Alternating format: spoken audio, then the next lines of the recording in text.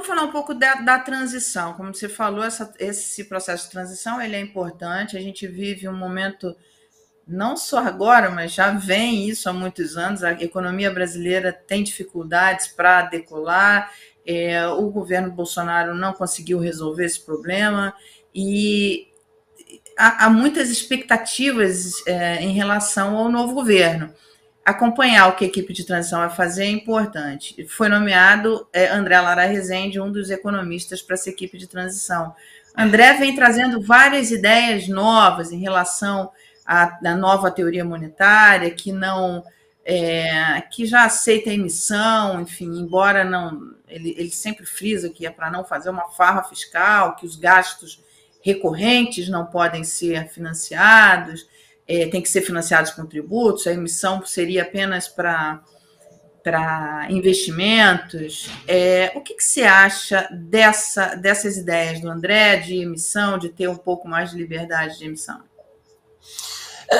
Eu tenho a impressão que pensar em emissão em que você leva no final até um gasto fiscal mais forte, mesmo que seja investimento, seja gasto corrente, no final a gente tem que tomar um certo cuidado com o que pode ter de impacto inflacionário nisso, né? A gente está falando de uma economia no Brasil nos últimos anos que está com um crescimento potencial extremamente baixo. Qualquer crescimento que você coloca em cima desse crescimento, que já é baixo potencial, você tem um risco inflacionário não trivial, né? Vamos pegar o exemplo do ano que vem, né? A questão do pacote fiscal que está vindo pela frente.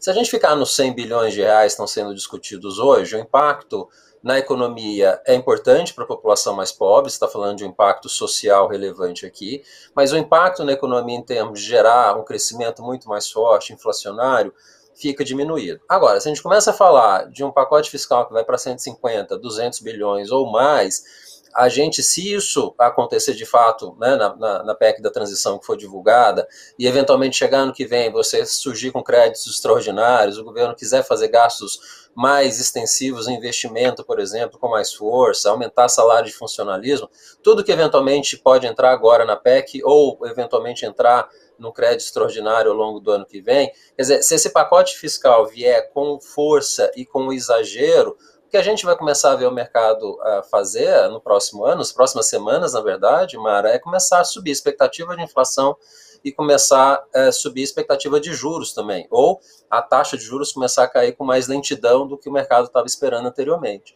Então, uma coisa que poderia ser positiva para o crescimento acaba sendo negativa, porque você tem um efeito inflacionário que acaba tendo um efeito em juros, né, que retarda a retomada de crescimento. Então, assim, é uma linha muito tênue, é um equilíbrio muito delicado que a gente vai precisar ter aqui, do que você vai colocar de gasto no ano que vem, depois de tantos gastos represados e mal feitos ao longo dos últimos anos, ao mesmo tempo, para trazer uma credibilidade para essa política fiscal, qual que é o novo regime fiscal que vai ser colocado, qual a nova regra do teto que vai ser colocada, porque eu acho que o André tem uma visão de uma regra muito mais flexível, talvez nenhuma regra em relação ao gasto. Mas a gente vai precisar ter uma regra que seja mais flexível do que a gente tem hoje, mas eu não acredito de ficar sem uma regra totalmente, fazer só uma regra de superávit primário, vai funcionar, o mercado vai aceitar. Então, fazer um gasto a mais, sem fazer uma regra fiscal crível, é um tiro no pé para o governo, já começa mal se for por esse lado, né? Então, não faz muito sentido usar os argumentos da teoria monetária moderna nesse sentido, né, de uma grande expansão fiscal que geraria crescimento, porque nesse momento, essa grande expansão fiscal teria um impacto imediato de gerar uma expansão inflacionária, atrasar o crescimento e ser contra o que o governo quer fazer em vez de ajudar. Então, acho que tem que tomar um certo cuidado em como isso vai ser feito. Essa questão da PEC da transição, eu apelidei de PEC inevitável, porque fosse quem fosse o eleito, teria que resolver isso, porque Bolsonaro prometeu muita coisa que não estava previsto no orçamento. E Lula também prometeu coisas que não estavam previstas e são necessárias, enfim, a questão do salário mínimo, do auxílio emergencial, Auxílio Brasil agora o nome, enfim, é importante, mas é como você falou, né? A questão das regras são importantíssimas. A questão fiscal de ter uma âncora, né? De ter uma sinalização que não vai ser uma farra fiscal, porque isso é complicado em todos os sentidos, acaba tendo um efeito contrário do desejável, que é melhorar o poder de compra das pessoas, enfim, porque não podemos esquecer que a inflação afeta principalmente as classes mais baixas, que não tem como se defender, né? Sérgio, eu vou colocar um trechinho de uma entrevista que nós fizemos com o André. Você roda para a gente, faz um tempo, bastante tempo, mas onde ele explica alguns pontos das ideias dele. Roda para a gente, Giba. Você não pode emitir moeda, perfeito? Mas o governo pode. O governo, ele é o emissor. Quem tem a sua própria moeda, não é verdade, por exemplo, das economias dos países da União Europeia, que tem um banco central separado.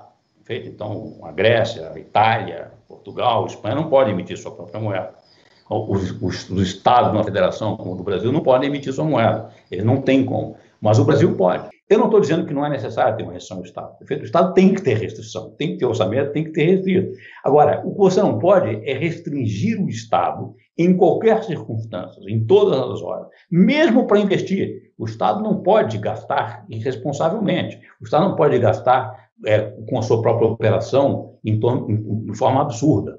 Então, tem gastos correntes. O Estado não pode se defender interesses corporativistas de quem ocupa o Estado, que é o chamado patrimonialismo. O Estado não pode ser capturado por interesses específicos. Mas o Estado, portanto, tem que ter, nas suas despesas de operação correntes, é bom que ele seja ligado. Olha, ele só pode gastar o que ele arrecada, porque dá uma sensação de tem custo. A população tem uma noção, eu estou pagando para operar esse Estado, que ele tem que me prestar o serviço.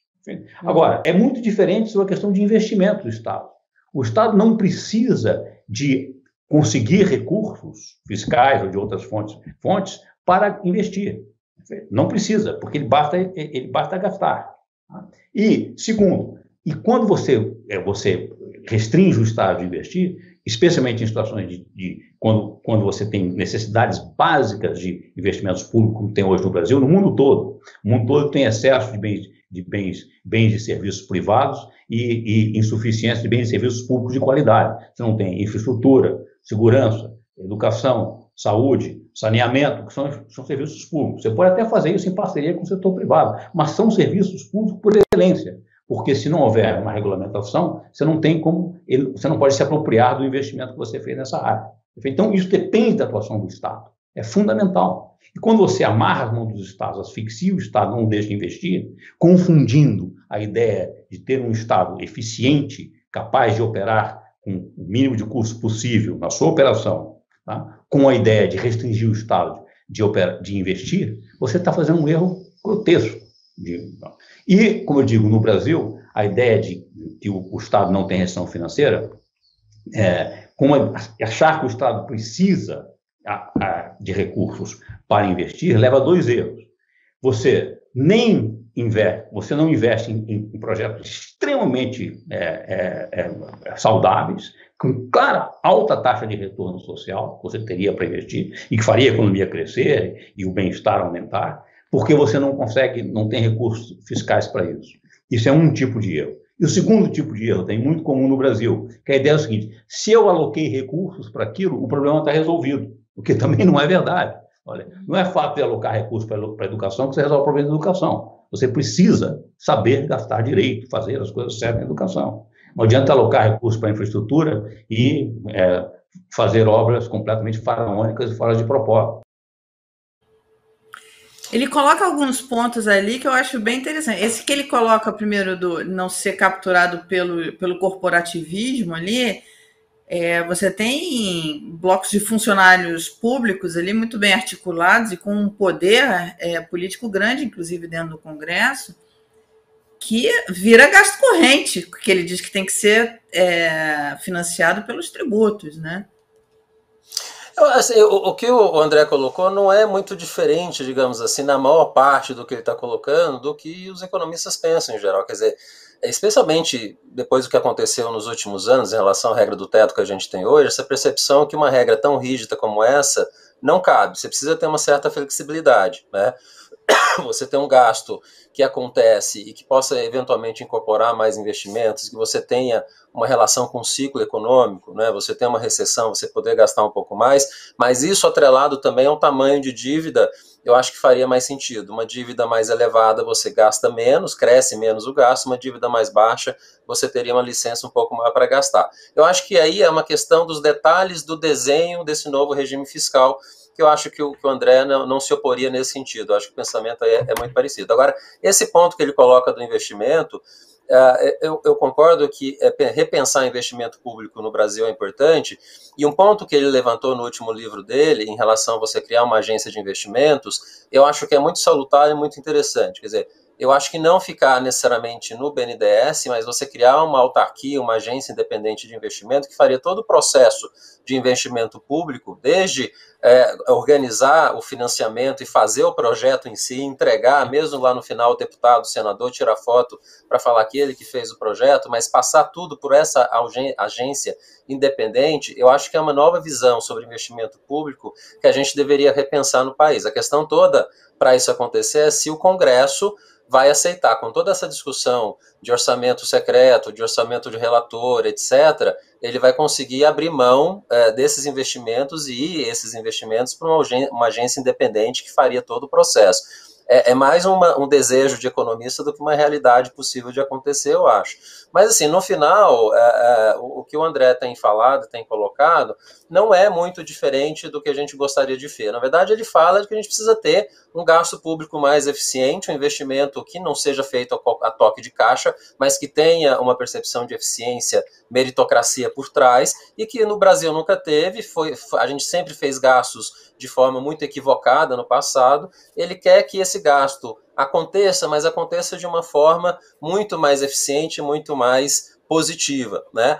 A questão aqui, Mara, é esse pulo do gato, né? Eu tenho dificuldade de ver isso acontecer e talvez ainda a gente vai precisar viver na velha forma de fazer política fiscal no Brasil. Talvez a gente ainda não está preparado, a gente não está moderno o suficiente para conseguir implementar algo tão sofisticado como isso. Mas quem sabe, eu acho que no Brasil essas coisas, né, Mara, como foi a reforma da Previdência, como está sendo a reforma tributária agora, você lançar essas ideias, elas serem discutidas na imprensa, na academia, eventualmente em algum momento ela vira uma política pública, né? Lembra a Previdência? Quantos anos a gente ficou discutindo a Previdência para ela virar, de fato, uma lei aprovada, né? A tributária está agora no mesmo processo, a gente está discutindo há anos, tem boas propostas, eu acho que ano que vem a gente consegue avançar. Quem sabe investimento público, a gente consegue lançar essas ideias e no futuro a gente consegue revitalizar, né, a ideia de investimento público no Brasil, sair desse modelo velho que a gente tem hoje, que não funciona e que só vai atrair corrupção e casos de escândalo aí no futuro de novo, como foi no passado.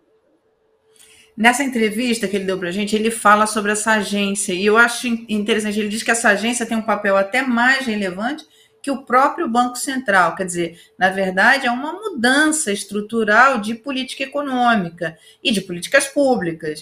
E o que eu achei mais interessante dessa ideia da agência é que os investimentos passam a ser uma decisão de Estado, passa a ser uma política de Estado e não de governo.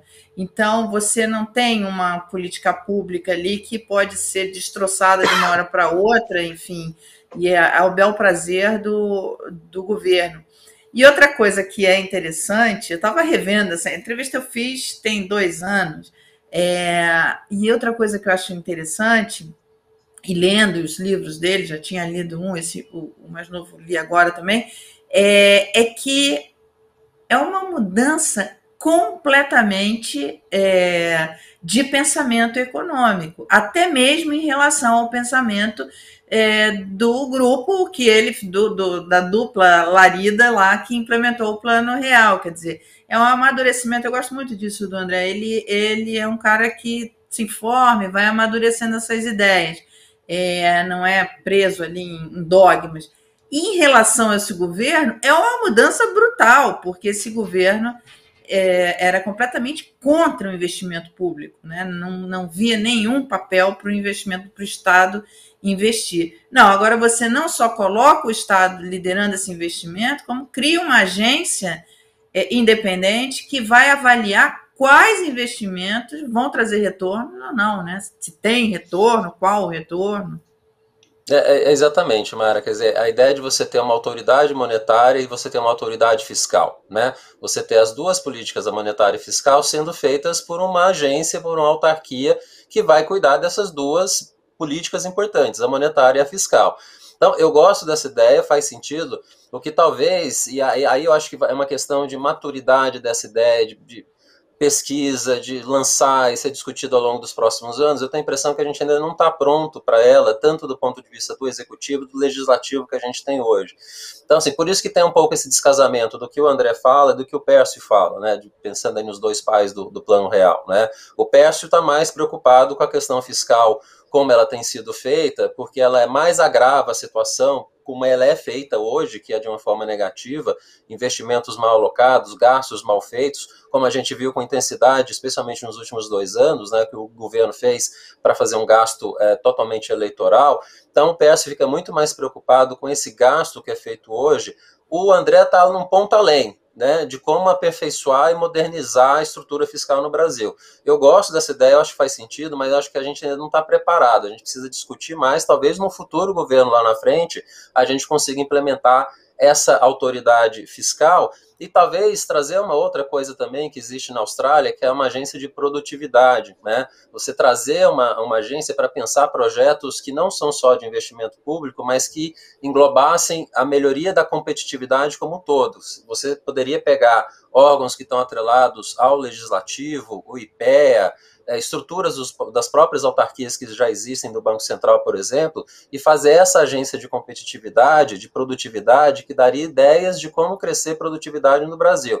Seria um complemento a essa ideia de você ter uma autoridade monetária que hoje já está estabelecida, já funciona, essa autoridade fiscal, que é uma ideia interessante, mas precisa ser bem pensada e articulada politicamente para a gente conseguir implementar no futuro, e talvez também uma agência de produtividade, uma agência de competitividade.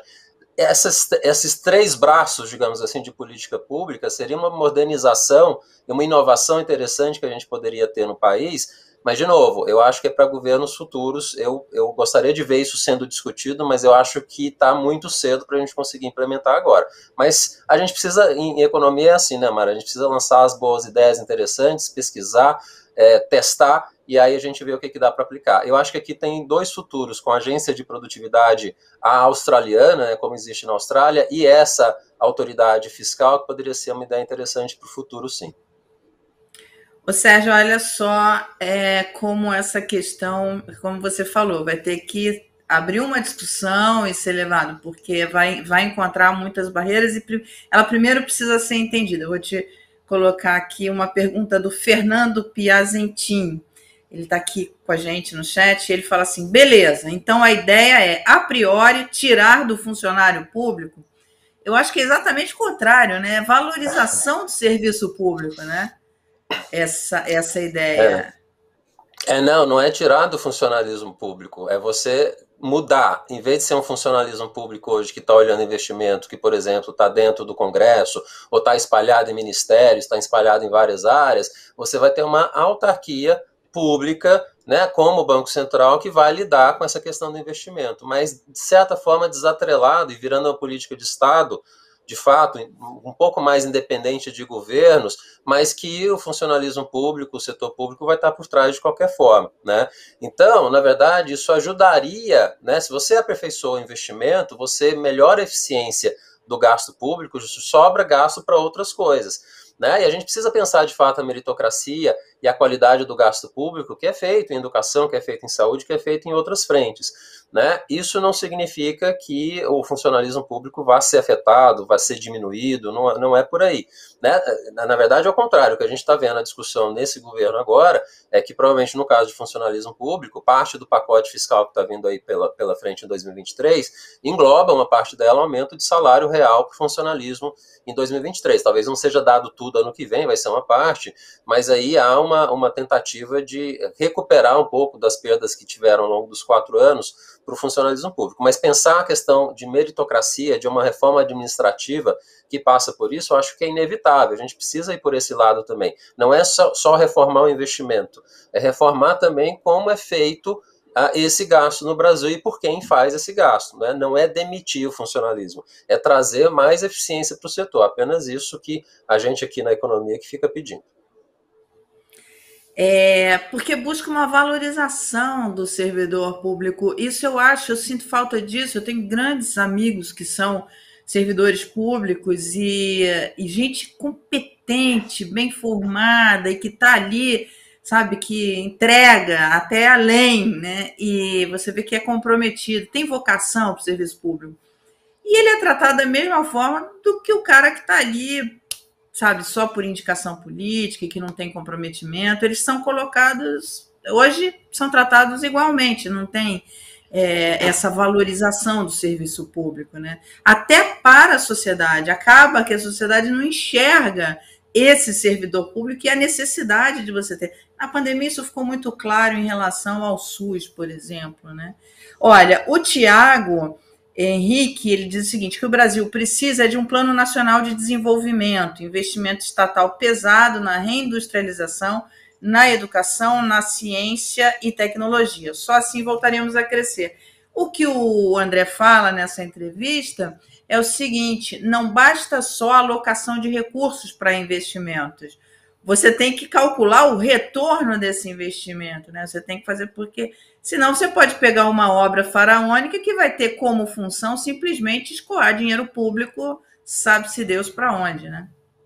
E por isso a ideia da autoridade fiscal, né? Você ter esse cuidado de fazer todo o projeto e toda a construção da obra por uma estrutura independente que está olhando o retorno social dessa obra e não o retorno particular, político, partidário, eventual que tiver, né? Como estruturalmente a gente vê muitas vezes acontecer, seria o ideal da gente ver como o investimento público sendo encaminhado no Brasil, né? Agora, esse ponto que você colocou e que o André tinha colocado é extremamente importante, Mara, quer dizer, reavaliar o investimento público no Brasil, mas a gente precisa reavaliar, eu acho que isso precisa virar uma política pública, e de novo, acho que são aquelas ideias que estão começando a aparecer agora, de como focar de uma melhor forma a educação no Brasil, né? Acho que a gente perdeu os últimos 4 anos, né? A educação ficou fora do jogo no governo Bolsonaro, é uma chance da gente retomar essa discussão agora, como melhorar especialmente a qualidade da educação na baixa infância, na infância, né, nas crianças até 6 anos de idade e até o ensino médio. Na verdade, essa qualidade da educação precisa melhorar de forma significativa, precisa ter um esforço do governo federal junto com os governos estaduais e municipais para, de fato, a gente conseguir dar um salto ao longo dos próximos anos, né? Muitos investimentos foram feitos na esfera de ensino superior ao longo dos últimos anos, mas, assim, alguns estados fazem avanços significativos, né, no ensino fundamental, no ensino médio. A gente vê o ensino médio em Pernambuco, ensino fundamental no Ceará, mas esses exemplos do Ceará e de Pernambuco precisam se espalhar com força para o resto do país. E aí talvez tenha o papel do governo federal de fazer esses exemplos que aconteceram de forma muito positiva nos últimos anos no Ceará e no Pernambuco, que eles se espalhem para todos os estados do país, né? O governo federal, do ponto de vista educacional, ser esse grande coordenador e espalhador dessas políticas país afora. Então, assim, a educação, acho que precisa ser nos próximos 4 anos um ponto central de rediscussão, porque não adianta você fazer investimento, você pensar em industrializar o país, em crescer de forma coordenada e sustentada, se a base educacional não está evoluindo, que é o nosso caso hoje. Então, é desafiador, né, Mara? Quando a gente pensa tudo que precisa fazer ao mesmo tempo, é um grande desafio, né? Mas pelo menos eu tenho a impressão que há uma boa vontade e há ideias e há pessoas engajadas para fazer isso acontecer, e eu acho que isso é positivo, a gente está no caminho correto de qualquer maneira. Olha, Sérgio Fernando Piacentini está aqui te agradecendo pela resposta. Ele falou, agora eu compreendi melhor do que a gente estava falando. E a Flávia está dizendo o seguinte, o servidor público que não trabalha é mero reflexo do gestor indicado por apadrinhamento. Isso é um problema que tem que se encontrar uma solução. Não é simples, como você fala, mas, de fato, a questão da autoridade fiscal e a autoridade para essas políticas públicas, isso começa a colocar uma certa ordem, né, nesse tipo de coisa, você não ficar à mercê de governos ali que podem trocar, enfim, e como falei, quer dizer, tem que ter uma valorização do servidor, né? Porque talvez a autoridade fiscal que vai ser criada, espero, quem sabe, seja criada no futuro, né, a gente consiga ser vê essa autoridade fiscal como exemplo de como gerir a coisa pública para outras esferas. Quer dizer, esse problema que foi colocado do gestor público, eventualmente numa autoridade fiscal independente, que funcione de fato de forma independente e consiga ter bons gestores, e mostrar de forma prática como você consegue fazer investimento público de qualidade, com eficiência no país, isso talvez poderia ser um exemplo para outras áreas. Agora, para isso acontecer também, a reforma administrativa tem esse papel. A reforma administrativa, quando a gente fala, a gente pede ela, é para ter um pouco essa ideia de que como você vai ter gestores públicos eficientes em cada uma das áreas que a gente precisa para fazer esse funcionário público que está lá, ele funcione da melhor forma possível. Se esse gestor público é apadrinhado, é indicado apenas de forma política, realmente não vai funcionar. Desmotiva o funcionário público, o projeto não funciona, a política pública não funciona, e na verdade você está perdendo tempo, está perdendo dinheiro. Então, assim, a reforma administrativa passa por como você melhorar esse gerenciamento, né, em cima desse funcionário público que já está lá estabelecido, da melhor forma possível. A reforma administrativa tem que pensar nisso, né? Não sei se vai acontecer, eu tenho um pouco de dúvida se a reforma administrativa é algo que a gente vai ver acontecer aí no primeiro ano do governo Lula. De fato, eu acho que tem duas reformas, são a tributária e a nova agenda fiscal, né, a nova regra fiscal que vai vir pela frente, que eu acho que vão tomar quase todo o tempo do governo no primeiro ano, né? Não sei se vai sobrar tempo para uma reforma tão delicada e importante como a administrativa. Talvez essa reforma vai ficar para o próximo governo, mas é incontornável. Eu acho que essa reforma, Mara, junto com a tributária, junto com a Previdência, são aquelas reformas que elas já estão sendo discutidas há tanto tempo, já tem muitas ideias, já tem um pouco de um caminho para o que precisa ser feito. Eu acho que é inadiável, em algum momento, a gente ter uma boa reforma administrativa sendo aprovada aí pela frente.